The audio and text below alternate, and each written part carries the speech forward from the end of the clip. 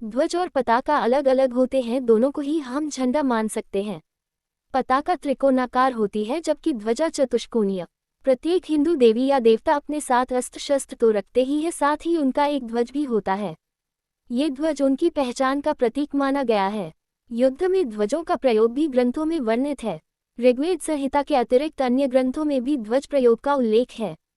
इनके आकार अनुसार कई नाम थे, जैसे कि अक्र, कृतध्वजः, केतु, बृहकेतु, सहस्त्रकेतु आदि। ध्वज तथा नगाड़े, दुंदुभी आदि सैन्य गरिमा के चिन्ह माने जाते थे। महाभारत में प्रत्येक महारथी और रथी के पास उसका निजी ध्वज और शंखनाद सेना नायक की पहचान के प्रतीक थे। 1. ब्रह्मा की ध्वजा, हंस ध्वजा। 2. विष्णु की ध्वजा, गरुड़ ध्वजा। 3. महेश की ध्वजा, वृषभ ध्वजा। 4. दुर्गा की ध्वजा, सिंह ध्वजा। 5. गणेश की ध्वजा, कुंभ ध्वजा एवं मूषक ध्वजा। 6. कार्तिकेय की ध्वजा, मयूर ध्वजा। 7. वरुण देव की ध्वजा, मकर ध्वजा। 8. अग्निदेव की ध्वजा, धूम ध्वजा। 9. कामदेव की ध्वजा, मगरमच्छ नहीं ध्वजा। 10. इंद्रदेव की ध्वजा, ऐरावत और वैजंती ध्वजा। 11. यमराज की ध्वजा, भैंसा ध्वजा।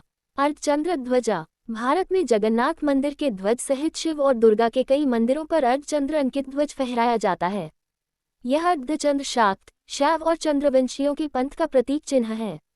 मध्य एशिया में यह मध्य एशियाई जाति के लोगों के ध्वज पर बना होता था। चंगेज खान के झंडे पर अर्धचंद्र होता था। इस्लाम का प्रतीक चिन्ह है अर्धचंद्र। अर्धचंद्र अंकित ध्वज पर होने का अपना ही एक अलग इतिहास है। नाग ध्वज। बहुत से शैव और नाग मंदिरों पर नाग ध्वज होता है, जिस पर नाग का चिन्ह अंकित रहता है।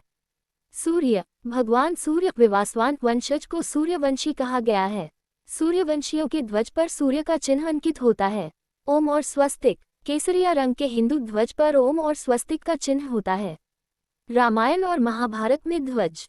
अर्जुन की ध्वजा पर हनुमान का चित्र अंकित था। कृपाचार्य की ध्वजा पर सांड, मद्रराज की ध्वजा पर हल, अंगराज ऋषिसेन की ध्वजा पर मोर और सिंधुराज जयद्रथ के झंडे पर वराह की छवि अंकित थी। गुरु द्रोणाचार्य के ध्वज पर सौवर्ण वेदी का चित्र था, तो घटोत्कच के ध्वज पर गिद्ध विराजमान था। दुर्योधन के झंडे पर रत्नों से बना हाथी था, जिसमें अनेक घंटियां लगी हुई थी।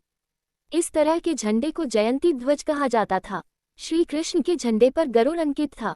बलराम के झंडे पर ताल वृक्ष की छवि अंकित होने से तालध्वज कहलाता था। महाभारत में शाल के शासक अष्टमंगला ध्वज रखते थे। महीपति की ध्वजाओं पर स्वर्ण, रजत एवं ताम्र धातुओं से बने कलश आदि चित्रित रहते थे। इनकी एक ध्वजा सर्वसिद्धिदा कहलाती थी। इस ध्वजा पर रत्न स्थित घड़ियाल के 4 जबड़े अंकित होते थे। एक अन्य प्राचीन ग्रंथ में लिखा है कि झंडे के ऊपर बाज, वज्र, मृग, छाग, प्रासाद, कलश, कूर्म, नीलोत्पल, शंख, सर्प और सिंह की छवियां अंकित होनी चाहिए। वैदिक एवं पौराणिक ग्रंथों के अनुसार ऋग्वेद काल में धूमकेतु झंडे का खूब प्रयोग होता था। वाल्मीकि रामायण में भी शहर, शिविर, रथयात्रा और रण क्षेत्र के बारे में झंडे का उल्लेख मिलता है। निषाद राजगुह की नौकाओं पर स्वस्तिक ध्वज लहराता था। महाराज जनक का सिरध्वज और इनके भाई के पास कुशध्वज था। कोविदार झंडे कौशल साम्राज्य का था। ध्वजों के प्रकार। रणभूमि में अवसर के अनुकूल 8 प्रकार के झंडों का प्रयोग होता था। ये झंडे थे जय, विजय, भीम, चपल, वैजयंतिक, दीर्घ, विशाल और लोल। ये सभी झंडे संकेत के सहारे सूचना देने वाले होते थे। विशाल झंडा क्रांतिकारी युद्ध का तथा लोल झंडा भयंकर मारकाट का सूचक था। जय झंडा सबसे हल्का तथा रक्तवर्ण का होता था। यह विजय का सूचक माना जाता है। इसका दंड 5 हाथ लंबा होता है। विजय ध्वज की लंबाई 6 हाथ होती है। श्वेत वर्ण का ये ध्वज पूर्ण विजय के अवसर पर फहराया जाता था।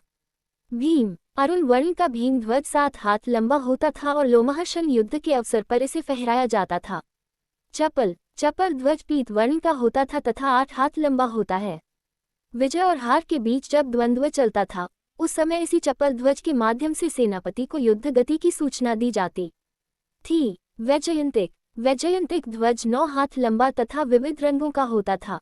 दीर्घ ध्वज की लंबाई 10 हाथ होती है। यह नीले रंग का होता है। युद्ध का परिणाम जब शीघ्र ज्ञात नहीं हो सकता था, तो उस समय यही झंडा प्रयुक्त होता है।